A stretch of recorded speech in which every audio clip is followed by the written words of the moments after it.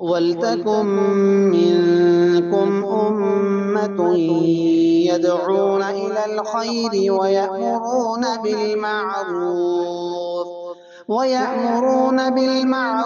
وَيَنْهَوْنَ عَنِ الْمُنكَرِ وَأُولَٰئِكَ هُمُ الْمُفْلِحُونَ. الحمد لله رب العالمين والصلاة والسلام على رسوله الكريم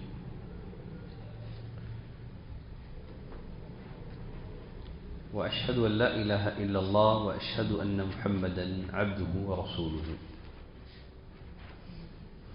سابقہ کلاس میں اسراء کی تفصیلات آپ کی خدمت میں پیش کی گئی تھی. نبی کریم صلی اللہ علیہ وسلم کا ایک اہم ترین معجزہ اسراء اور معراج ہے. یہ معجزہ دو حصوں پر مشتمل ہے. اس کا پہلا حصہ اسراء کہلاتا ہے. مکے سے بیت المقدس کا جو سفر ہے اس سفر کو اسراء کہتے ہیں. بیت المقدس سے آسمانوں کا جو سفر ہے یہ سفر معراج کہلاتا ہے. اسراء کی تفصیلات ہم لوگ معلوم کر چکے ہیں. آج کی کلاس میں سفر معراج اس کی تفصیلات ہم لوگ جاننے کی سمجھنے کی کوشش کریں گے. نبی کریم صلی اللہ علیہ وسلم نے مکے سے مسجد اقصی تک کا جو سفر ہے آپ نے براق پر طے کیا تھا. مسجد اقصی سے آسمانوں کا سفر آپ نے کس سواری سے طے کیا؟ آپ نے یہ سفر کیسے کیا؟ اس بارے میں سیرت نگاروں میں اختلاف پایا جاتا ہے. البدایہ والنہایہ ابن کثیر رحمۃ اللہ علیہ کی جو مشہور کتاب ہے لکھتے ہیں انہ صلی اللہ علیہ وسلم لما فرغ من امر بیت المقدس، نبی کریم صلی اللہ علیہ وسلم جب بیت المقدس کے جو معاملات ہیں آپ اس سے فارغ ہو گئے، آپ کے لیے ایک سیڑھی جو ہے نصب کی گئی. آپ اس کے ذریعے سے آسمانوں کا سفر طے کیا. علامہ ابن حجر عسقلانی رحمۃ اللہ علیہ نے بھی بعض روایتیں ذکر کی ہیں، گرچہ ان کی سند میں کلام پایا جاتا ہے. تھوڑا مرسل طرح کی روایتیں ہیں. ان روایتوں میں بھی اس بات کا ذکر ہے کہ مسجد اقصی میں نبی کریم صلی اللہ علیہ وسلم کے لیے ایک سیڑھی جو ہے نصب کی گئی تھی. اس سیڑھی کے ذریعے سے آپ نے آسمانوں کا سفر کیا تھا. تو لکھتے ہیں وَلَمْ يَكُنْ الصُّعُودُ عَلَى الْبُرَاقِ، آپ کا جو آسمانوں کا جو سفر ہے نا یہ براق کے ذریعے سے نہیں تھا. کما قد یتوہمہ بعض الناس، جیسے کہ بعض لوگوں کو وہم ہوا ہے. معراج کا سفر براق سے طے نہیں کیا گیا. کہتے ہیں براق جو سواری ہے یہ تو بندھی ہوئی تھی مسجد اقصی بیت المقدس کا جو دروازہ ہے جہاں انبیاء اکرام اپنی سواریوں کو باندھتے ہیں وہاں وہ بندھی ہوئی تھی وہ، تاکہ جب آپ سفر معراج سے واپس ہوں تو پھر اسی سواری پر سوار ہو کر کے آپ دوبارہ مکہ لوٹیں. تو یہ جو سفر تھا براق پر تو نہیں تھا. اب کیسے طے کیا گیا؟ یہ قول یہ ہے کہ آپ کے لیے سیڑھی نصب کی گئی تھی.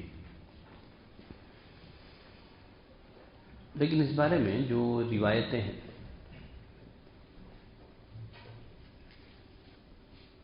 صحیح سندوں کے ساتھ آئی ہیں ان میں اس بات کا ذکر ہے کہ آپ جبریل علیہ السلام کی معیت میں آسمان دنیا کا سفر طے کیا. اب کیسے سفر طے کیا گیا اس کی صراحت نہیں ہے. بعض سیرت نگاروں نے لکھا ہے کہ جبریل علیہ السلام نے آپ کو اپنے پروں میں جو ہے بٹھا کر کے آسمانوں کا سفر کرایا۔ سیرت نگاروں نے اس کی بھی وضاحت کی ہے، اذ سار جبریل بالرسول الیہا ثم حملہ منہا علی جناحہ، یہ جو سفر ہے آپ نے جبریل علیہ السلام کے پروں پر سوار ہو کر کے طے کیا تھا۔ تو غرض یہ سفر براق پر نہیں تھا، یا تو سیڑھی نصب کی گئی تھی،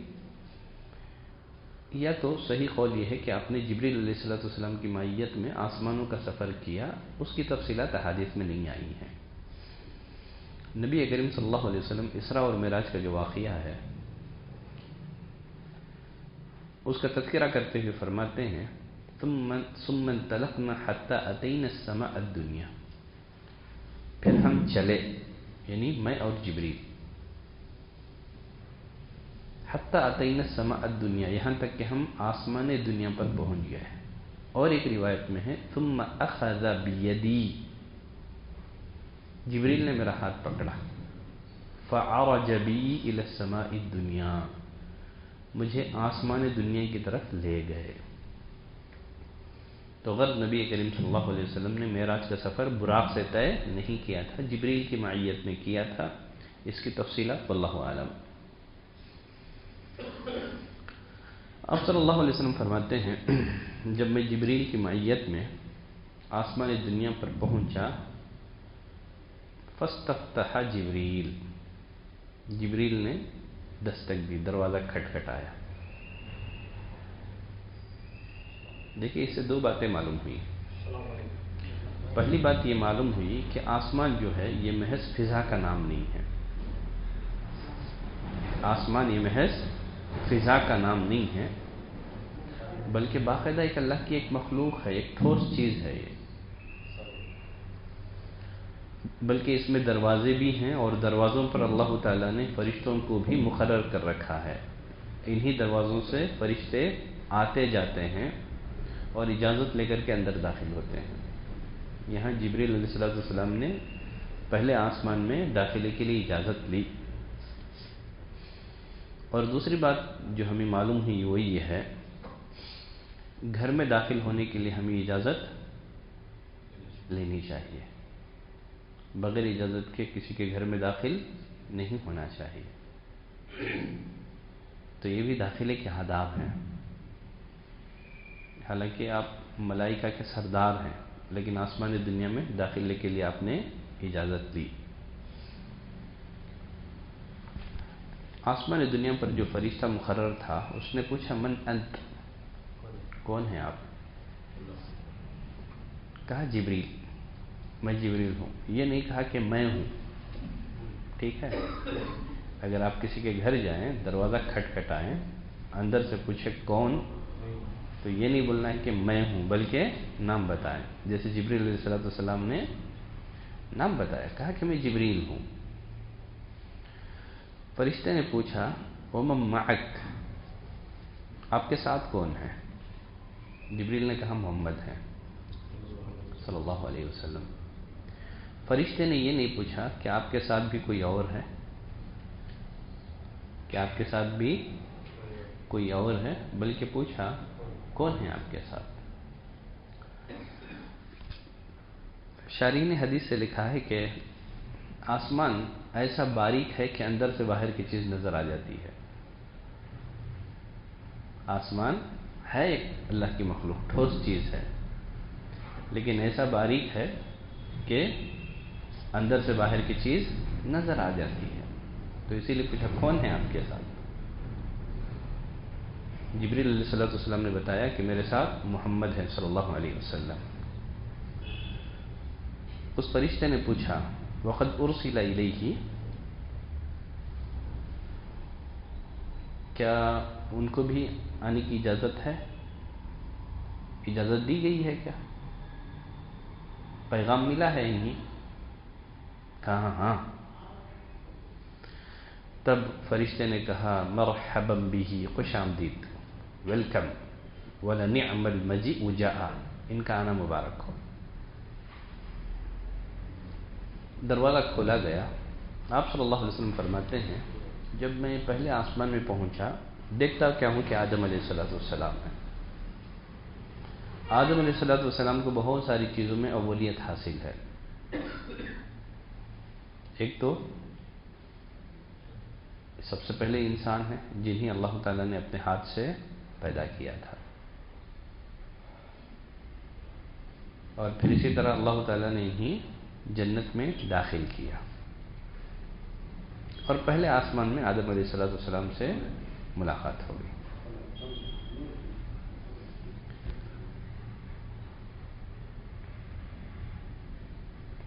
تو پہلے آسمان میں آدم علیہ السلام سے ملاقات ہوئی. جبریل نے مجھ سے کہا ھذا ابوک آدم، اے محمد صلی اللہ علیہ وسلم یہ آپ کے باپ آدم ہیں. فسلم علیہ، جاؤ سلام کرو.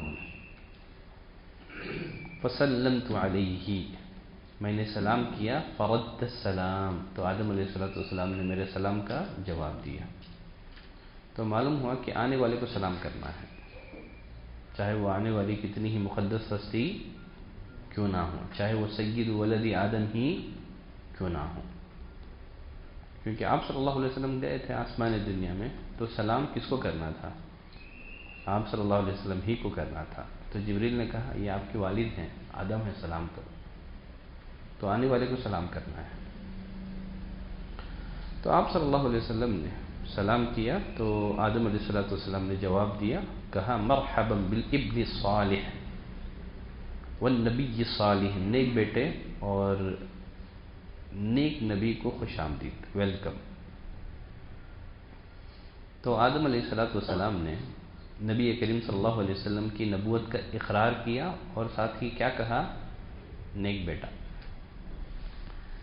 آدمی اپنے قابل فخر بیٹے کو اپنا بیٹا کہہ کر کے خوشی محسوس کرتا ہے. تو نبی کریم صلی اللہ علیہ وسلم آدم علیہ السلام کے بیٹوں میں ایک قابل فخر بیٹے تھے. کہا کہ مرحبا بالابن الصالح والنبی الصالح، باپ فخر کر رہا ہے بیٹے کی ترقی پر. پھر نبی کریم صلی اللہ علیہ وسلم فرماتے ہیں میں نے دیکھا ان کے دائیں بائیں کچھ سائے ہیں. جب وہ دائیں دیکھتے ہیں تو وہ مسکرا دیتے ہیں، جب بائیں دیکھتے ہیں تو رو دیتے ہیں. میں نے جبریل سے پوچھا کیا ماجرا ہے یہ؟ جبریل نے کہا وَهَذِهِ الْأَسْوِدَةُ عَنْ يَمِينِهِ وَشِمَالِهِ نَسَمُ بَنِيهِ، ان کے دائیں بائیں جو ہیں ان کی اولاد کی روحیں ہیں. فَأَهْلُ الْيَمِينِ مِنْهُمْ أَهْلُ الْجَنَّةِ، دائیں جنتیوں کی روحیں ہیں، بائیں جہنمیوں کی روحیں ہیں. فَإِذَا نَظَرَ عَنْ يَمِينِهِ ضَحِكَ، دائیں جانب دیکھتے ہیں تو خوشی کا اظہار کرتے ہیں. وَإِذَا نَظَرَ قِبَلَ شِمَالِهِ بَكَى، جب بائیں جانب دیکھتے ہیں تو صدمے سے غم سے رو دیتے ہیں. تو ایک سعادت مند باپ جو ہے اپنے اولاد کی خوشحالی سے خوش ہوتا ہے، اور بدبخت اولاد کی بدحالی سے غم زدہ ہوتا ہے. تو یہی معاملہ آدم علیہ السلام کا بھی ہے. پھر اس کے بعد آپ صلی اللہ علیہ وسلم پہلے آسمان سے دوسرے آسمان پر پہنچے. وہی سارے معاملات پیش آئے. دروازہ کھٹکھٹایا، استقبال کیا گیا. کہتے ہیں فَفُتِحَ، یہ جو دوسرا جو دروازہ ہے، دوسرے آسمان کا دروازہ کھولا گیا. فَلَمَا خَلَصْتُ، جب میں دوسرے آسمان میں جانے لگا.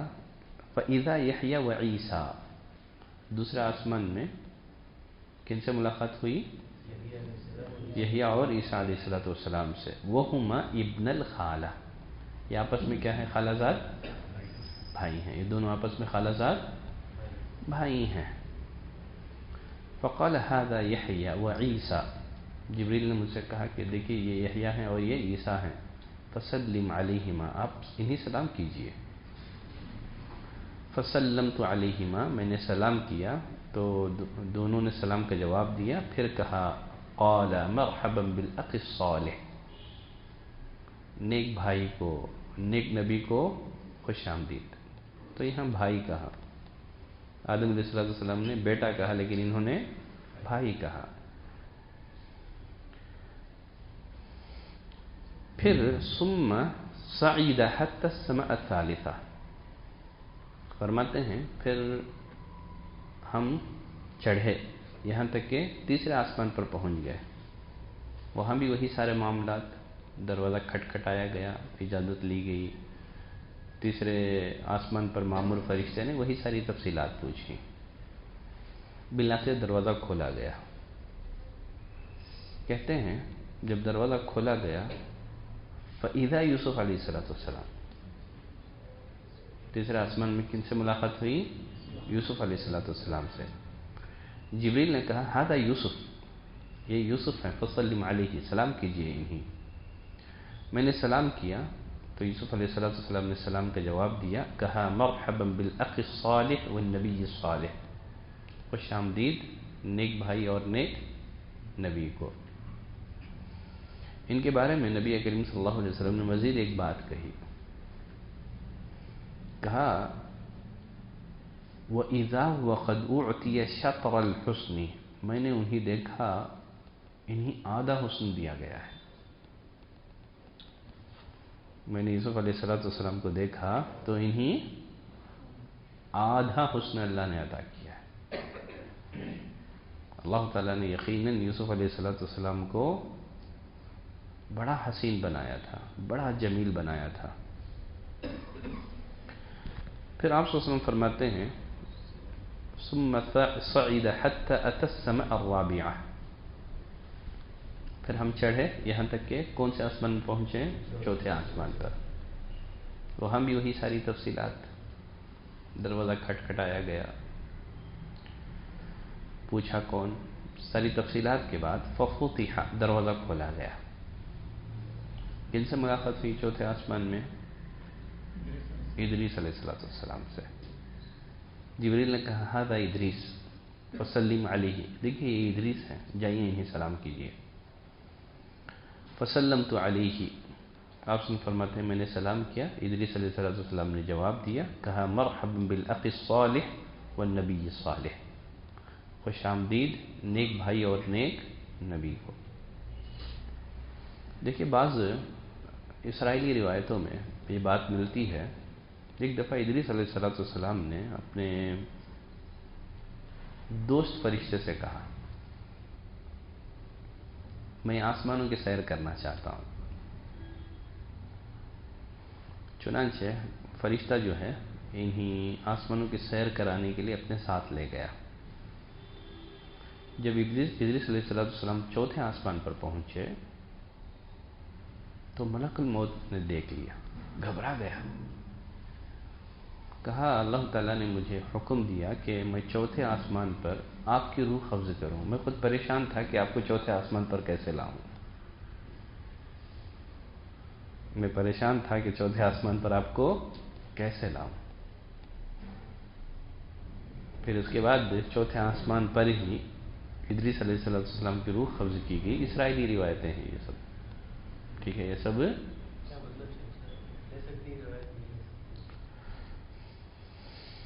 اسرائیلی روایتیں، نہ تو ان کی تصدیق کی جا سکتی ہے نہ تو ان کی تکذیب کی جا سکتی ہے، ٹھیک ہے، نہ تو جھٹلایا جا سکتا ہے نہ تو ان کی تصدیق کی جا سکتی ہے. خیر چلیں آگے بڑھتے ہیں. ثم صعد حتى السماء الخامسة، پھر آپ چڑھے یہاں تک کہ پانچویں آسمانوں پر پہنچ گئے. وہاں بھی وہ ساری تفصیلات پیش آئی. دروازہ کھولا گیا، ہارون علیہ السلام سے ملاقات ہوئی. جبریل نے کہا یہ ہارون ہے، سلام کیجئے. میں نے سلام کیا، سلام کا جواب دیا تو ہارون نے ویلکم کہا مرحبا بالاخ الصالح والنبی الصالح، خوش آمدید نیک بھائی اور نیک نبی کو. کہتے ہیں پھر ہم لوگ چھٹے آسمان پر چڑھے. وہاں بھی دروازہ کھٹکھٹایا گیا. ساری تفصیلات کے بعد فرماتے ہیں جب میں چھٹے آسمان میں داخل ہوا دیکھتا کیا ہوں کہ موسیٰ علیہ السلام ہیں. تو جبریل نے کہا ھذا موسیٰ، یہ موسیٰ ہیں، فسلم علیہ، سلام کیجئے انہیں.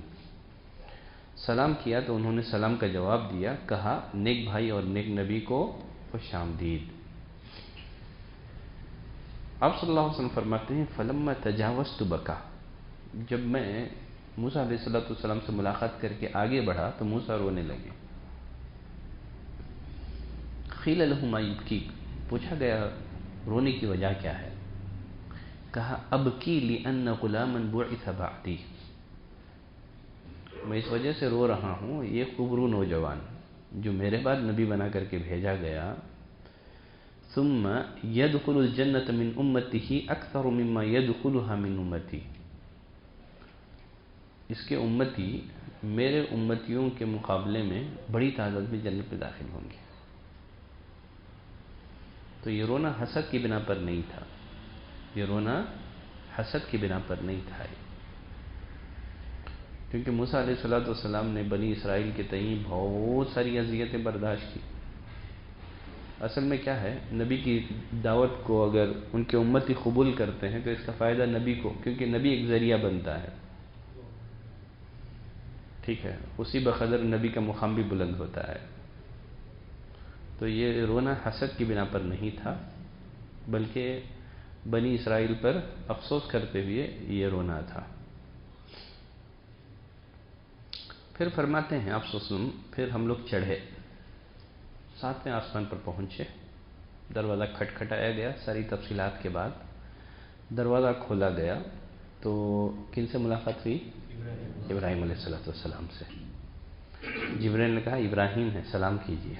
سلام کیا تو سلام کا جواب دیا، انہوں نے کہا مرحبا بالابن الصالح، خوش آمدید نیک بیٹے کو، بھائی نہیں کہا بلکہ بیٹا کہا، اس لیے کہ آپ صلی اللہ علیہ وسلم ابراہیم علیہ السلام کے لڑکے اسماعیل علیہ السلام کی نسل سے تھے، کہا نیک بیٹے کو خوش آمدید، والنبی الصالح، اور صالح نبی کو خوش آمدید۔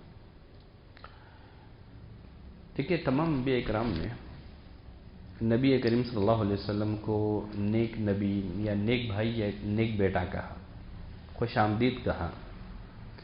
اس سے معلوم ہوا کہ منہ پر تعریف کی جا سکتی ہے، لیکن شرط یہ ہے کہ اگر ہمیں یقین ہو کہ سامنے والا جو ہے ہاں بگڑے گا نہیں ہے، یا فخر و غرور میں مبتلا نہیں ہوگا، فخر و غرور میں مبتلا نہیں ہوگا، بصورت دیگر منع ہے منہ پر تعریف کر رہا۔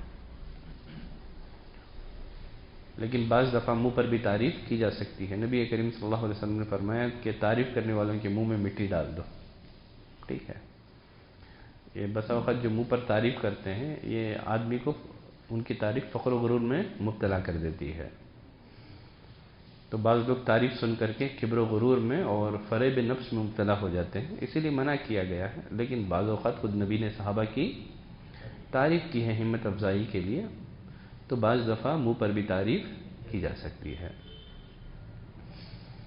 صحیح مسلم کی روایت ہے فَإِذَا أَنَا بِإِبْرَاهِيمَ، 7ویں آسمان میں ابراہیم سے ملاقات ہوئی، مُسْنِدًا ظَهْرَهُ إِلَى الْبَيْتِ الْمَعْمُورِ، آپ بیت المعمور سے ٹیک لگائے بیٹھے تھے، مُسْنِدًا ظَهْرَهُ، آپ خانہ کعبہ سے، یہ بیت المعمور سے آپ ٹیک لگائے ہوئے بیٹھے تھے۔ تو بیت المعمور جو ہے نا یہ آسمان کا قبلہ ہے، خانہ کعبہ یہ زمین کا قبلہ ہے، تو بیت المعمور یہ آسمان کا قبلہ ہے۔ دیکھیے ابراہیم علیہ السلام ابو الانبیاء ہیں، امام الموحدین ہیں، لیکن بیت المعمور سے ٹیک لگائے ہوئے بیٹھے ہیں، تو معلوم ہوا کہ قبلے کی طرف پیٹ کرنا وہ اس کے احترام کے منافی نہیں ہے،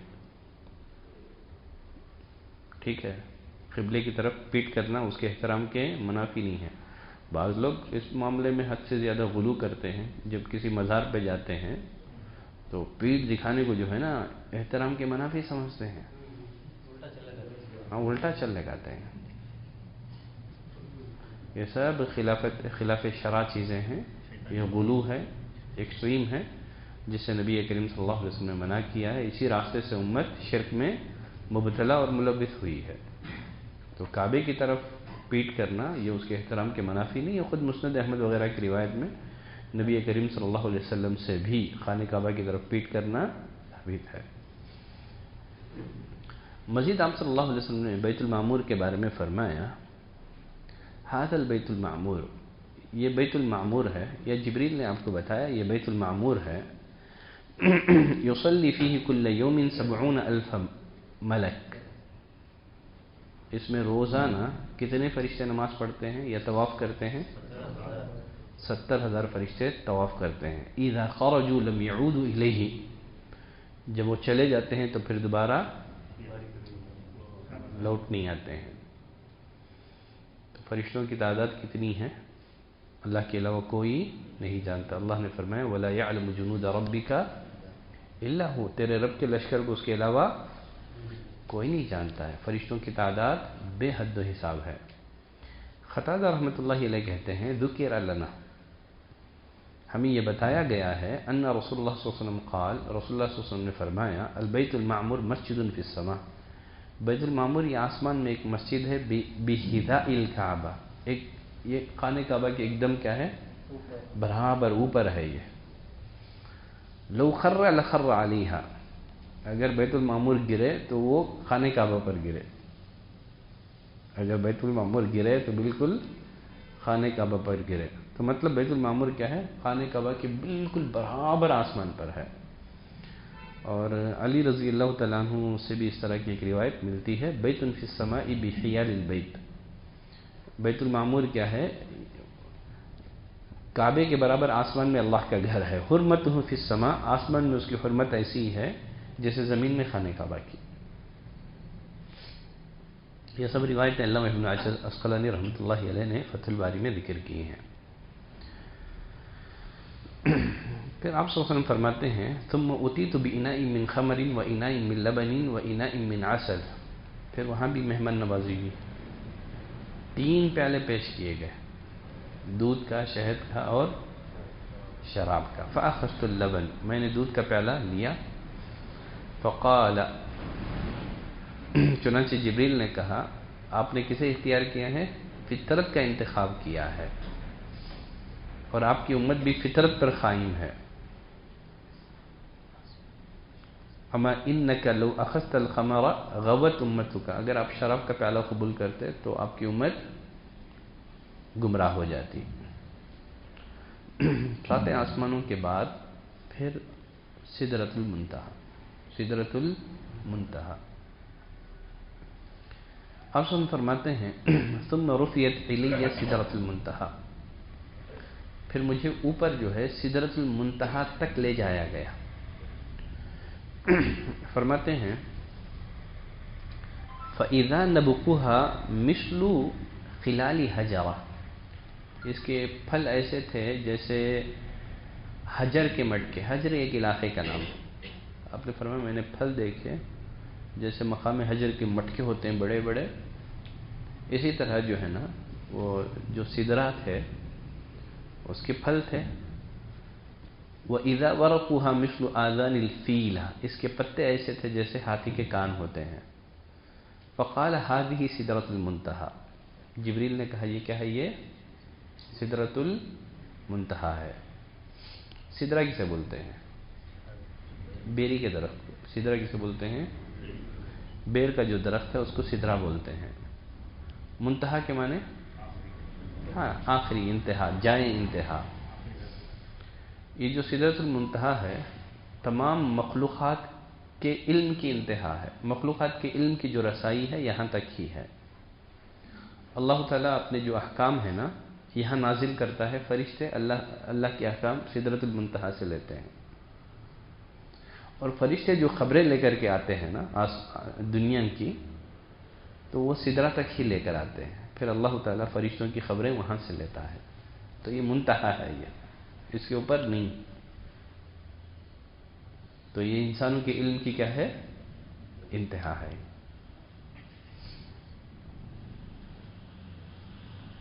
پھر آپ صلی اللہ علیہ وسلم نے فرمایا سدرہ کے بارے میں، پھر اللہ کے حکم سے سدرہ کو کسی چیز نے ڈھانپ لیا، وہ اس قدر حسین ہو گیا کہ اللہ کی مخلوق میں سے کوئی اس کا حسن بیان نہیں کر سکتا، اتنا حسین ہو گیا وہ۔ فرماتے ہیں وَإِذَا أَرْبَعَةُ أَنْهَارٍ، میں نے اس کی جڑ میں 4 نہریں دیکھی، نہرانی باطنان، دو نہریں باطنی تھیں، دو نہریں ظاہری تھیں۔ فقلت ما هذا یا جبریل، میں نے پوچھا یہ جبریل کیا ہیں؟ کہا اما الباطنان، جو دو باطنی نہریں ہیں یہ جنت کی نہریں ہیں، جو ظاہری نہریں ہیں وہ کیا ہیں؟ نیل اور فرات ہیں، نیل اور فرات ہیں۔ سدرۃ المنتہا کے پاس ہی نبی کریم صلی اللہ علیہ وسلم نے اور ایک دفعہ جبریل کو ان کی اصلی شکل میں دیکھا۔ سدرہ کے پاس ہی نبی کریم صلی اللہ علیہ وسلم نے جبریل کو اور ایک دفعہ دیکھا، جیسے اللہ نے فرمایا وَلَقَدْ رَآهُ نَزْلَةً أُخْرَى، انہوں نے اس کو دوسری دفعہ دیکھا۔ کہاں دیکھا؟ عند سدرۃ المنتہا، سدرۃ المنتہا کے پاس، عندہا جنت المأویٰ، جس کے قریب ہی جنت المأویٰ ہے۔ اذ یغشی السدرۃ ما یغشی، جب اس سدرہ کو وہ چیز ڈھانپ رہی تھی جو ڈھانپ رہی تھی۔ ما زاغ البصر وما طغی، نہ نگاہیں بہکی ہیں نہ حد سے تجاوز ہوئی ہیں۔ لقد رأى من آیات ربہ الکبریٰ، انہوں نے اپنے رب کی بڑی بڑی نشانیاں دیکھی۔ اب اس آیت کریمہ میں لقد رآہ نزلۃ اخری، اس نے اس کو اور ایک دفعہ دیکھا۔ اب اس آیت کی تفسیر میں عبداللہ بن مسعود رضی اللہ تعالیٰ عنہ فرماتے ہیں نبی کریم صلی اللہ علیہ وسلم نے فرمایا رأیت جبریل عند سدرۃ المنتہا، خود نبی نے تفسیر بیان کی ان آیتوں کی، میں نے جبریل کو دیکھا کہاں؟ سدرۃ المنتہا کے پاس۔ ان کے کتنے پر تھے؟ 600 پر تھے۔ اسی طرح سیدہ عائشہ اور ابو ہریرہ رضی اللہ تعالیٰ عنہ سے بھی ان آیتوں کی تفسیر میں یہی بات منقول ہے کہ آپ نے جبریل علیہ السلام کو دیکھا تھا۔ پہلی دفعہ تو آپ نے زمین میں دیکھا تھا، دوسری دفعہ جبریل کو ان کی اصلی شکل میں آپ نے آسمانوں میں دیکھا تھا۔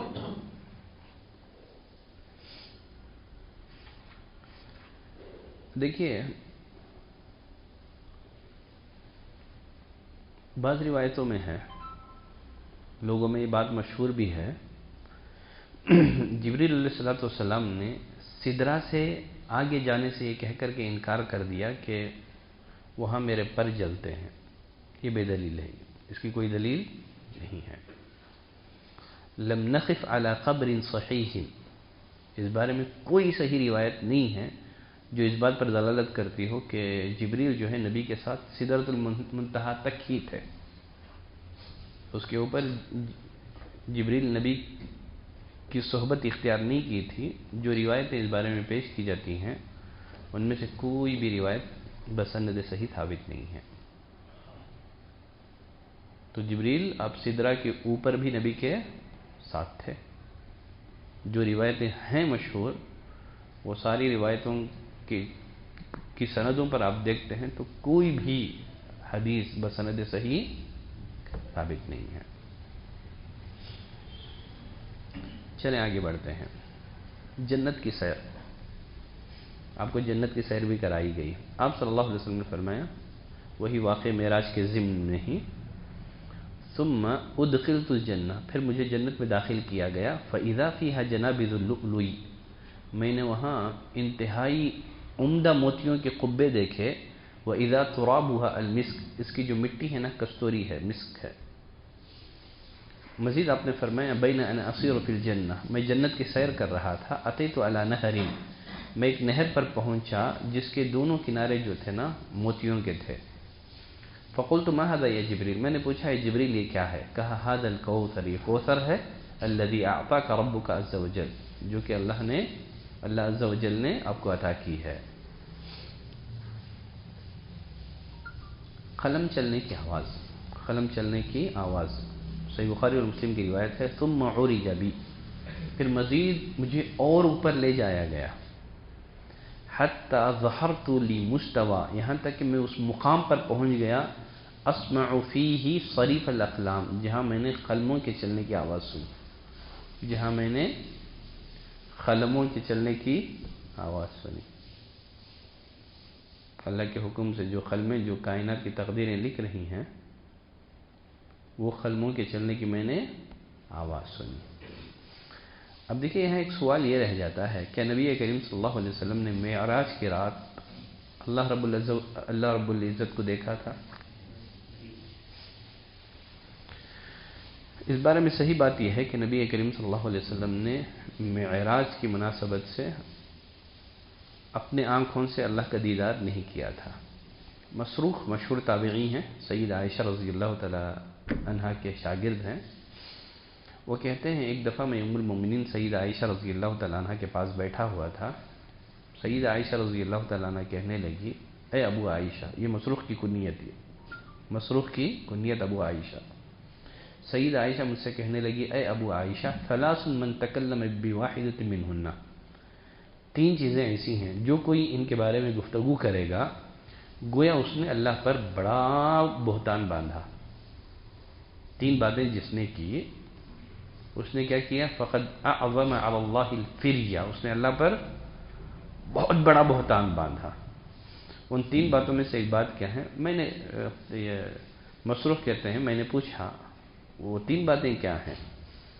سید عائشہ نے کہا، من زعم ان محمد صلی اللہ علیہ وسلم رأى ربہ، جو کوئی یہ خیال کرتا ہے کہ محمد صلی اللہ علیہ وسلم نے اپنے رب کو دیکھا، فقد اعظم علی اللہ الفریہ، اس نے اللہ پر بڑا بہتان باندھا۔ مسروق کہتے ہیں میں ایسے ٹیک لگا کر کے آرام سے بیٹھا ہوا تھا، جب سید عائشہ کی یہ بات سنا فجلست، سیدھے بیٹھ گیا۔ میں نے کہا، اے ام المومنین، مجھے بھی تھوڑا بولنے کا موقع دیجیے، آپ یہ کیا کہہ رہی ہیں آپ؟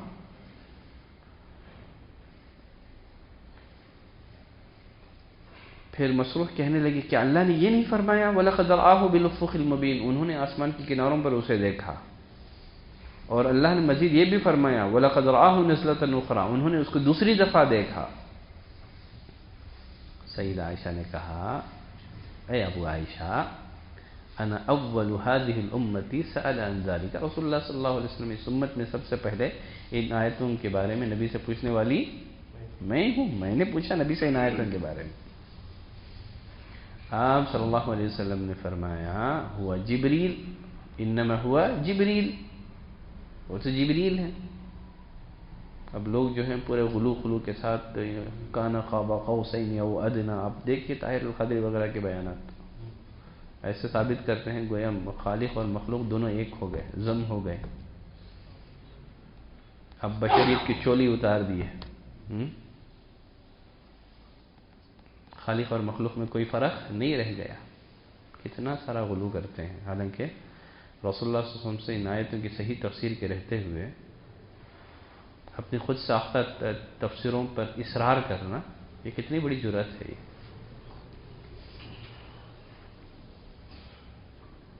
پھر سید عائشہ رضی اللہ تعالیٰ عنہ نے انہوں نے دلیلیں دی تو سید عائشہ نے مزید دلیلیں دی، کہا کہ ٹھیک ہے، کیا تم نے اللہ کا یہ فرمان نہیں سنا، لا تدرک الابصار وهو يدرك الابصار، نگاہیں اسے نہیں پاتی ہیں، وہ نگاہوں کو پا لیتا ہے۔ کیا تم نے یہ اللہ کا فرمان نہیں سنا، وما كان لبشر ان يكلمه الله الا وحيا او من وراء حجاب، کسی بھی انسان کے لیے ممکن نہیں ہے اللہ اس سے بات کرے مگر یہ کہ اس پر وحی نازل کرے یا پردے کے پیچھے سے بات کرے۔ تو یہ گفتگو بھی پردے کے پیچھے سے ہوئی تھی۔ یہ اللہ کسی رسول کو بھیج کر کے اس پر جو چاہے وہی کرے، انہ علی حکیم، وہ بڑا اونچا اور بڑا حکمت والا ہے۔ ابو ذر کہتے ہیں میں نے نبی کریم صلی اللہ علیہ وسلم سے پوچھا، صحیح مسلم کی روایت ہے، اے اللہ کے رسول کیا آپ نے اللہ کو دیکھا ہے؟ آپ صلی اللہ علیہ وسلم نے فرمایا، نور انا اراہ، وہ تو نور ہے میں اسے کیسے دیکھ سکتا ہوں، نور انا اراہ، وہ نور ہے میں اسے کیسے دیکھ سکتا ہوں۔ بلکہ اور ایک صحیح مسلم کی روایت ہے، ابو موسیٰ اشعری رضی اللہ تعالیٰ عنہ راوی ہے، نبی کریم صلی اللہ علیہ وسلم نے فرمایا، حجابہ النور، اس کے آگے جو ہے نا نور حائل ہے، اس کا حجاب نور کا ہے۔ لو کشفہ، اگر اللہ تعالیٰ اس حجاب کو ہٹا دے نا، پوری مخلوقات جو ہے اللہ کے چہرے کے انوار سے جل کر ختم ہو جائے گی۔ لو کشفہ لارحقت سبحات وجہہ، اگر اللہ تعالیٰ اس حجاب کو ہٹا دے، اس کے چہرے کے انوار تمام مخلوقات کو جلا کر رکھ دیں گے۔ تو غرض معراج میں نبی نے صلی اللہ علیہ وسلم اللہ کو نہیں دیکھا، لیکن قیامت کے دن انشاءاللہ جنتی اللہ کا دیدار کریں گے، اللہ اس لحاظ سے ہمیں اپڈیٹ کر دے گا، ٹھیک ہے۔ ابھی تو نہیں ہے، ابھی تو اپڈیٹ نہیں ہے ہم لوگ، لیکن انشاءاللہ وہ جب دوبارہ اٹھیں گے تو وہاں تھوڑا سا اپڈیٹ ہو جائیں گے ہم لوگ، وہاں کے جو مناظر ہیں اس کو دیکھنے کے ہم قابل ہو جائیں گے۔ تحفہ معراج. تین باتیں ہیں. جو کہتا ہے کہ نبی کریم صلی اللہ علیہ وسلم غیب جانتے ہیں، اس نے اللہ پر بھی بڑا بہتان باندھا. اس میں ایک تیسری بات، من زعم ان النبی صلی اللہ علیہ وسلم کتم شیئا مما انزل اللہ، جو کوئی عقیدہ رکھتا ہے کہ نبی نے دین کی کوئی بات چھپائی، وہ بھی اللہ پر بہت بڑا بہتان باندھتا ہے. یہ تین باتیں ہیں. تحفہ معراج. آپ صلی اللہ علیہ وسلم فرماتے ہیں پھر اللہ تعالیٰ نے وحی کی جو اسے وحی کرنا تھا. وہ فرض علی 50 صلاۃ، کتنی نمازیں فرض کی؟ 50 نمازیں فرض کی. میں 50 نمازوں کا تحفہ لے کر کے موسیٰ علیہ السلام کے پاس پہنچا. موسیٰ نے پوچھا ماذا فرض ربک علی امتک، آپ کے رب نے آپ کی امت پر کیا فرض کیا ہے؟ میں نے کہا دن رات میں 50 وقت کی نمازیں. کہا ارجع الی ربک فاسألہ التخفیف، جاؤ جا کر کے اللہ سے کنسیشن کا سوال کرو، تخفیف مانگو. فإن أمتك لا يطيقون ذلك، آپ کی امت 50 وقت کی نمازیں نہیں پڑھ سکتی ہیں. فإني قد بلوت بنی اسرائیل، میں سب بنو اسرائیل پر آزما چکا ہوں، آپ کی امت نہیں کر سکتی. فرجعت إلى ربی، آپ فرماتے ہیں گیا میں اللہ کے پاس. فقلت یا ربی، کہا ہے میرے رب، خفف علی امتی، تھوڑا سا کنسیشن اور تھوڑا سا گھٹا دے، 50 نہیں ہوگا میری امت سے. فحط عنی 5، 5 گھٹا دی گئی. فرجعت الی موسیٰ، میں موسیٰ علیہ السلام کے پاس واپس آیا. میں نے کہا حط عنی 5، کہا کہ 5 نمازیں جو ہے کم کر دی گئی ہیں. کہا ان امتک لا یطیقون ذلک، آپ کی امت 45 نمازیں نہیں، جاؤ جا کر کے مزید تخفیف کا سوال کرو. آپ صلی اللہ علیہ وسلم فرماتے ہیں فلم ازل ارجع بین ربی تبارک و تعالی بین موسیٰ، میں اللہ تبارک و تعالی اور موسیٰ کے درمیان آتا جاتا رہا. حتی قال، یہاں تک کہ اللہ نے فرمایا یا محمد، اے محمد، انہن 5 صلوات کل یوم و لیلہ، اب دن اور رات میں یہ 5 نمازیں ہیں. لیکن کس کے برابر ہیں؟ یہ 50 کے برابر ہیں. اور مزید کہا ومن ہم بحسنۃ، جو کوئی کسی نیکی کا ارادہ کرے، نہ کرے تو 1 نیکی اسے لکھ دی جاتی ہے، اگر کرے تو اسے 10 نیکیوں کا ثواب ملتا ہے. اسی طرح 1 نماز 10 نمازوں کے برابر، 5 نمازیں 50 نمازوں کے برابر. فنزلت، 5 ہو گئی تخفیف. پھر آیا موسیٰ علیہ السلام کے پاس، بتایا کہ اب 5 باقی رہ گئی ہیں. کہا ارجع الی ربک، جاؤ، یہ آپ کی امت سے 5 بھی نہیں ہوگا. فسألوا التخفیف، مزید جا کر کے تخفیف کا سوال کرو. آپ صلی اللہ علیہ وسلم نے کہا فقلت قد رجعت الی ربی حتی استحییت منہ، نہیں اب مزید مجھے جانے سے شرم آ رہی ہے، اب اتنا کم ہو گیا ہے، اب مزید کم کے لیے مجھے شرم آ رہی ہے. خیر چلیں آگے بڑھتے ہیں. معراج میں رسول اللہ صلی اللہ علیہ وسلم کو مزید 3 تحفے دیے گئے تھے. 3 تحفے یہ نماز کو ملا کر کے. کیا ہیں معراج کے 3 انعامات جو رسول اللہ صلی اللہ علیہ وسلم کو عطا کیے گئے؟ عبداللہ بن مسعود فرماتے ہیں اعطی رسول اللہ صلی اللہ علیہ وسلم 3، معراج میں آپ کو 3 تحفے دیے گئے، 3 چیزیں دی گئیں. ایک تو اعطی الصلاۃ الخمس، 5 وقت کا نمازیں آپ پر فرض کی گئیں. واعطی خواتیم سورۃ البقرہ، سورۃ البقرہ کی جو آخری 2 آیتیں ہیں نا، وہ معراج ہی میں آپ کو دی گئیں. وغفر لمن لم یشرک باللہ من امتہ شیئا المقحمات، ساتھ ہی آپ کے ہر اس امت کے حق میں مغفرت کا وعدہ ہے جو اس حال میں مرے کہ اس نے اللہ کے ساتھ کسی کو شریک نہیں کیا. یہ بھی بڑا وعدہ کیا گیا. آپ کی امت کے جو اہل کبائر ہیں، جنہوں نے بڑے بڑے گناہ کیے ہیں، بالآخر وہ بخشے جائیں گے، وہ بخشے جائیں گے. اگر وہ جہنم میں جائیں گے بھی تو ہمیشہ نہیں رہیں گے. مغفرت کا وعدہ. معراج میں کچھ اہم واقعات پیش آئے، وہ واقعات بتاؤں گا. آج ختم کر لیں گے معراج، کر لیں گے نا، بیٹھیں گے تھوڑی دیر. چلیں، ایک اہم ترین واقعہ رسول اللہ صلی اللہ علیہ وسلم نے فرمایا لما كانت الليلة التي اسري بي فيها، جس رات مجھے معراج کروائی گئی، اتت علی رائحة طیبہ، بہت عمدہ خوشبو مجھے محسوس ہوئی. میں نے پوچھا جبریل سے ما هذه الرائحہ طیبہ، یہ عمدہ خوشبو کیسی ہے؟ کہا یہ جو عمدہ خوشبو ہے نا، یہ فرعون کی بیٹی کی خادمہ، اس کی اور اس کے بیٹوں کی خوشبو ہے۔ ماشطۃ ابنت فرعون، فرعون کی بیٹی کو کنگھی کرنے والی یعنی اس کی خادمہ کی خوشبو اور اس کے بچوں کی خوشبو ہے۔ میں نے جبریل سے پوچھا کیا واقعہ ہے ان کا؟ کہا بین ہی تمشط ابنت فرعون ذات لیلۃ، ذات یوم، ایک دن وہ فرعون کی بیٹی کے سر کنگھی کر رہی تھی، کنگھی گر گئی تو اس خادمہ نے بسم اللہ کہا، کنگھی لیتے ہوئے کیا کہا؟ بسم اللہ کہا۔ فرعون کی بیٹی نے پوچھا یہ اللہ میرا باپ ہے کیا؟ یہ جو بسم اللہ کہہ رہی ہو اللہ کون ہے؟ میرا باپ ہے؟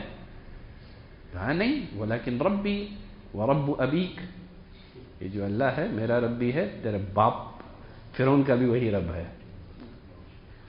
اب وہ سننا تھا، غضبناک ہو گئی، کہا ابا کو بولوں گی۔ کہا بول لے۔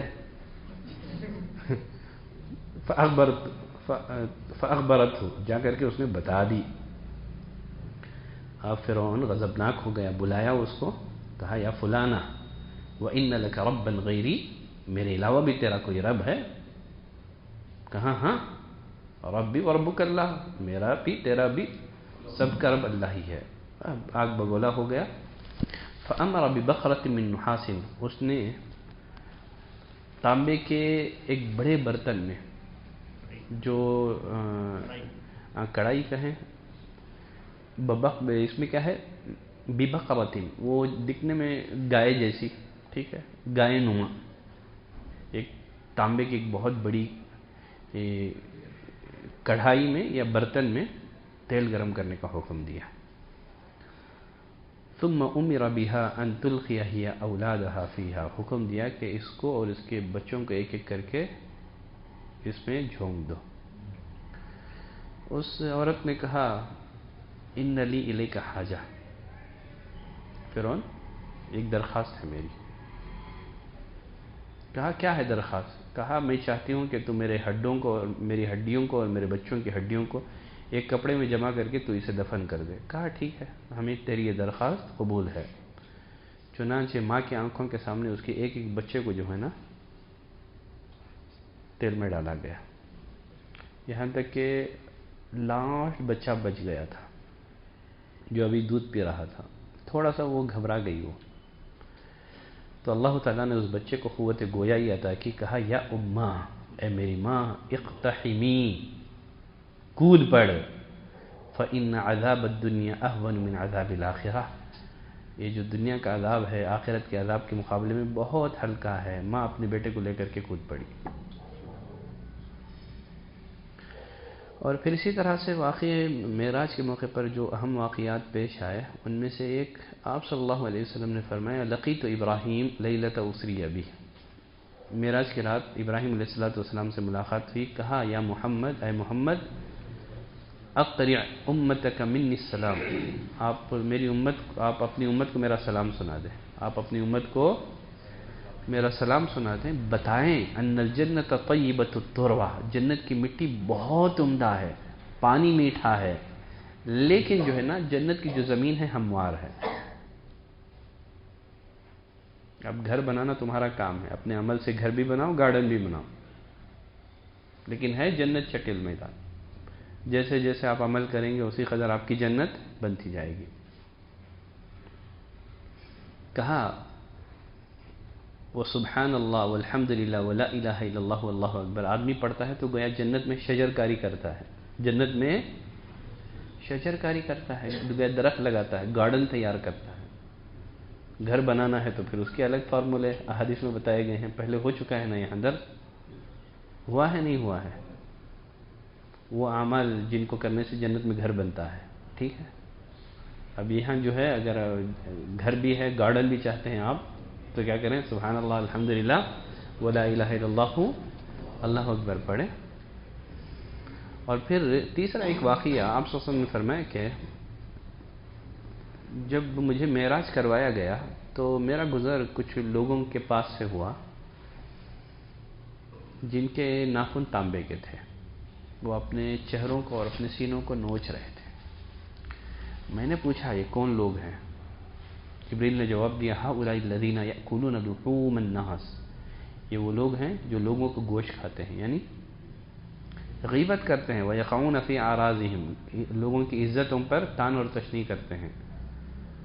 پھر اسی طرح اور ایک چوتھا واقعہ، آپ صلی اللہ علیہ وسلم نے فرمایا مررت لیلۃ اسری بی باقوام، معراج کی رات میرا گزر کچھ لوگوں پر سے ہوا،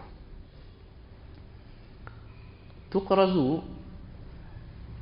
شفاہہم بمقارض من نار، ان کے ہونٹوں کو جو ہے نا آگ کی خینچیوں سے کاٹا جا رہا تھا۔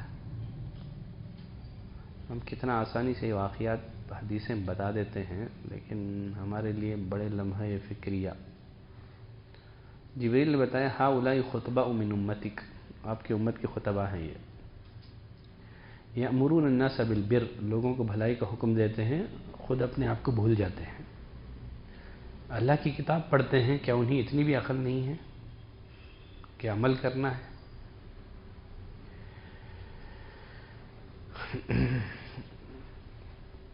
خیر چلے، یہ تو ہو گئی معراج کی تفصیلات۔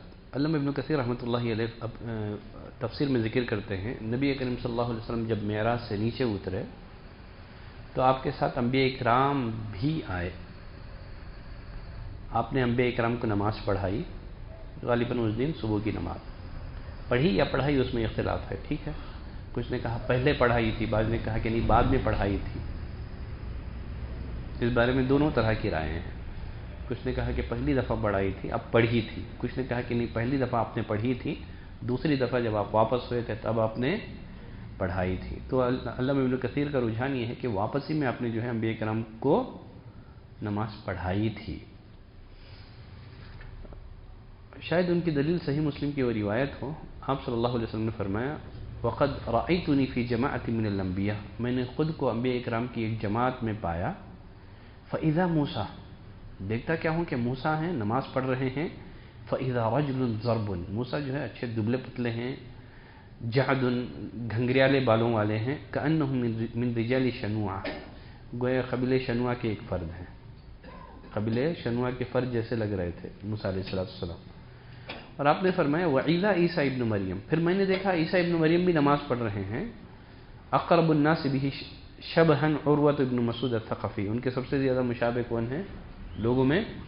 عروہ بن مسعود ہیں، عروہ بن مسعود الثقفی، یہ عیسیٰ علیہ السلام کے بہت مشابہ ہیں۔ وَإِذَا ابراہیم، پھر دیکھا ابراہیم بھی نماز پڑھ رہے ہیں، اشبہ الناس بہ صاحبکم، ابراہیم سے سب سے زیادہ مشابہت رکھنے والے کون ہیں؟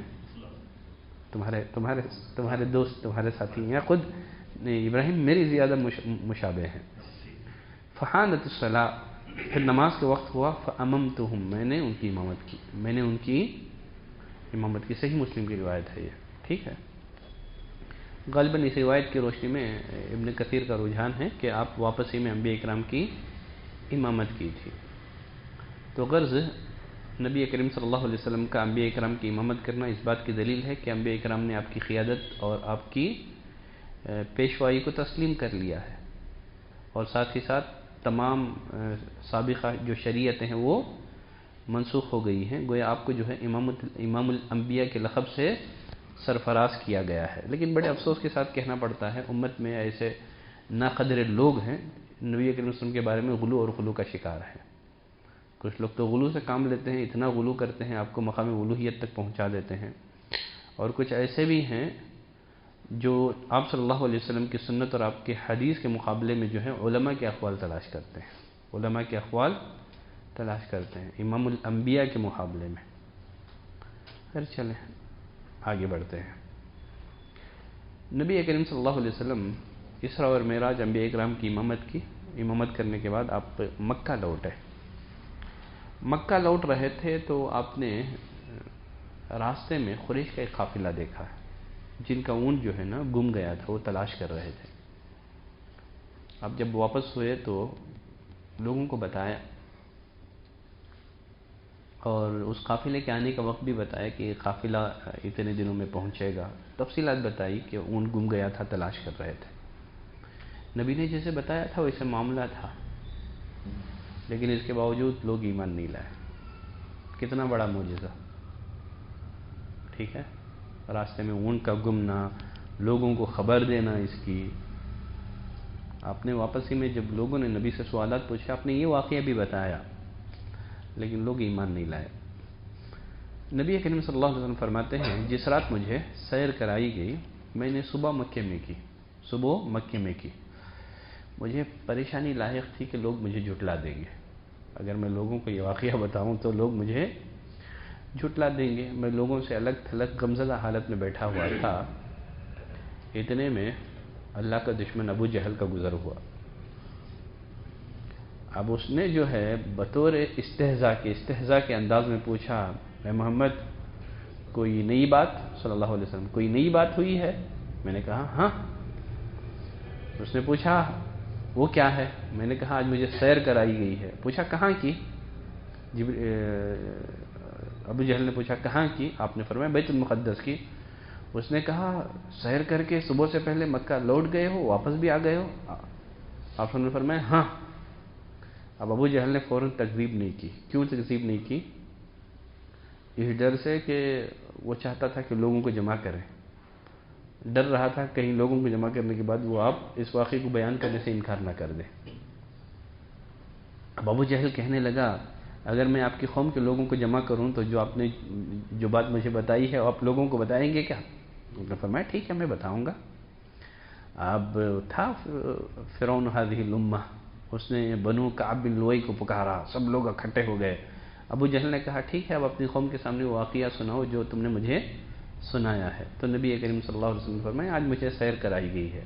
پوچھا کہاں کی سیر؟ کہا بیت المقدس کی. کہا سیر کر کے صبح سے پہلے لوٹ گئے؟ کہاں لوٹ گیا. اب یہ سننا تھا کہ لوگوں نے تالیاں بجانی شروع کی، تعجب کا اظہار کیا، سر پکڑ کے بیٹھ گئے، کیا ہو گیا، کیسی باتیں کر رہا ہے. ان میں سے کچھ لوگ جو ہے تھوڑا سنجیدگی کے ساتھ نبی کریم صلی اللہ علیہ وسلم سے مسجد اقصیٰ کے بارے میں پوچھنے لگے. ٹھیک ہے اگر تمہارا دعویٰ ہے کہ تم مسجد اقصیٰ کا سفر کر کے لوٹے ہو، معراج نہیں بتایا، صرف اسراء بتایا. معراج بتاتے تو کیا ہوتا صرف اسراء کی تفصیلات بتائی. ٹھیک، اسراء کی تصدیق کر لیں گے تو پھر وہ تصدیق خود بخود ہو جائے گی. ٹھیک ہے، جب یہ ممکن ہے تو وہ بھی ممکن ہے. اگر ڈائریکٹ وہ سفر کرایا جاتا تو پھر